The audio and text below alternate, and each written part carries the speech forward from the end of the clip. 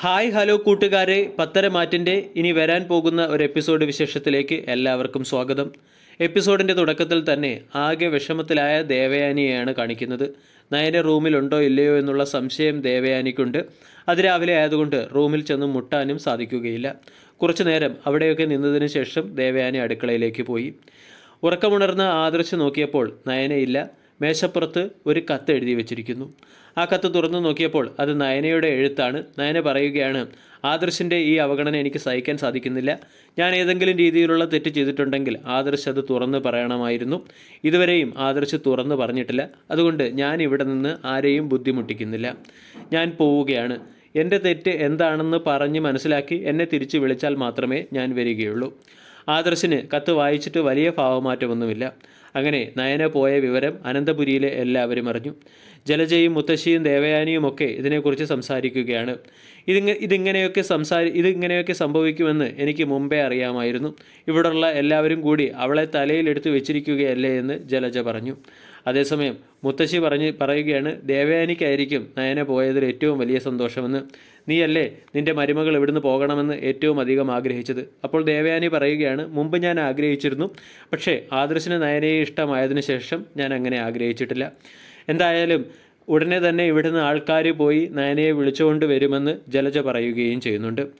അപ്പോൾ ആദർശ് അങ്ങോട്ട് വരികയാണ്. ആദർശ് പറയുകയാണ്, ആദർശിന് ഇഷ്ടമാണ് എന്ന് പറഞ്ഞുകൊണ്ട് ആരും പോയി നയനയെ വിളിച്ചുകൊണ്ട് വരേണ്ട ആവശ്യമില്ല എന്ന് ദേവയാനിയെ നോക്കി പറയുന്നുണ്ട്. പിന്നെ ആദർശ് ദേവയാനിയുടെ മുഖവും ശ്രദ്ധിച്ചു. ദേവയാനിയുടെ മുഖത്തും വളരെ വിഷമം കാണാൻ സാധിക്കുന്നുണ്ട്. ഈ വിഷമമൊക്കെ കണ്ട് ആദർശിന് മനസ്സിനുള്ളിൽ ചെറിയ ചിരി വരികയും ചെയ്തു. ഈ വിവരം ബാക്കി എല്ലാവരെയും അറിയിക്കുന്നതിന് വേണ്ടി ജലജ അനാമികയുടെ റൂമിലേക്ക് ചെന്നു. അനാമിക അവിടെ ഒരുങ്ങിക്കൊണ്ടിരിക്കുകയാണ്. ജലജ അനാമികയോട് പറഞ്ഞു, നയന ഇവിടുന്ന് പോയി എന്ന്. അപ്പോൾ അനാമികയും അത് തന്നെയാണ് പറഞ്ഞത്. അവൾ ഇവിടുന്ന് പോയാൽ എന്താ, അവളെ വിളിച്ചുകൊണ്ട് വരാൻ ഒരുപാട് ആൾക്കാരില്ലേ എന്ന്. അത് കേട്ട് ജലജ പറയുകയാണ്, ഇപ്രാവശ്യം ദേവയാനിയോ ആദർശനോ ആർക്കും നയനയെ ഇഷ്ടമല്ല. അതുകൊണ്ട് ആരും അവളെ വിളിക്കത്തുമില്ല.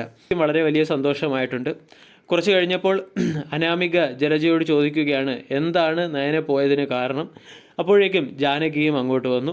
ജാനകിയും പറഞ്ഞു, അവൾക്ക് വേറെ ഏതെങ്കിലും കാമുകനുണ്ടായിരിക്കും. കാമുകനുമായിട്ടുള്ള ചുറ്റിക്കളി ആദർശ് കണ്ടായിരിക്കും. അതുകൊണ്ടായിരിക്കും ആദർശ് അവളെ പുറത്താക്കിയതെന്ന് ജാനകി പറയുകയാണ്. ഇതൊക്കെ കേട്ട് അനാമികയ്ക്കും ഭയങ്കര സന്തോഷമായിട്ടുണ്ട്. അതിനുശേഷം ഈ വാർത്ത അബിയെ അറിയിക്കുന്നതിന് വേണ്ടി ജലജ അബിയുടെ റൂമിലേക്ക് പോയി.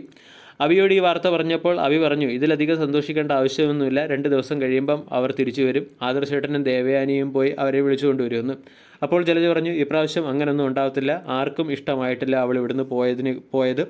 അപ്പോൾ അബി പറയുകയാണ്, നയന ഇല്ലാതെ ജ്വല്ലറി മുന്നോട്ട് പോവുകയില്ല. നയനയെ കണക്കൊരു ഡിസൈനറെ കിട്ടാനും അത്ര എളുപ്പമല്ല.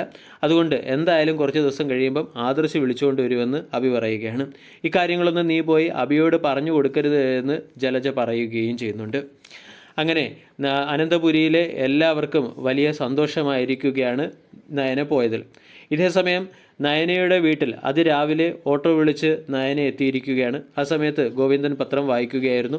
കനകയ്ക്കും ഗോവിന്ദനും അതൊരു ഷോക്കായിപ്പോയി. അവർ ചോദിച്ചു, എന്താ നയന നീ കാറിലല്ല ഓട്ടോയിൽ വന്നത്? 2 ദിവസം ഞാനിവിടെ നിൽക്കാൻ വന്നതാണെന്ന് പറഞ്ഞുകൊണ്ട് നയന അകത്തേക്ക് പോയി.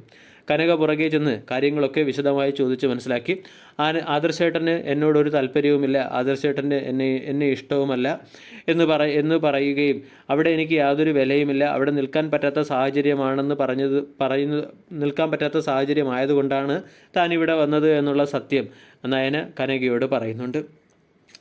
ഇത് കേട്ട് ഗോവിന്ദൻ അവളോട് പറയുന്നുണ്ടായിരുന്നു, കുറച്ച് ദിവസമെങ്കിലും നിനക്ക് അവിടെ പിടിച്ചു നിൽക്കാമായിരുന്നു, ആദർശിൻ്റെ മനസ്സ് മാറുമോ എന്ന് നോക്കാമായിരുന്നു. അപ്പോൾ കനക ചോദിക്കുന്നു, ദേവയാനിക്ക് നിന്നെ ഇഷ്ടമാണെന്നുള്ള കാര്യം ആദർശിന് അറിയാമോ എന്ന്. അതും നയന പറയുന്നു, അറിയില്ല. ദേവയാനിക്കും അല്ലെങ്കിൽ നയനയ്ക്കോ ദേവയാനിയും നയനയും തമ്മിലുള്ള ഇഷ്ടത്തെക്കുറിച്ച് ആദർശിനോട് പറയാനും പറ്റിയിട്ടില്ല. ഇങ്ങനെ നയന വീട്ടിലേക്ക് തിരിച്ചു വന്നതിനെക്കുറിച്ച് സംസാരിച്ചു കൊണ്ട് നിൽക്കുന്നതിനിടയിലാണ് ഇന്നത്തെ എപ്പിസോഡ് അവസാനിക്കുന്നത്.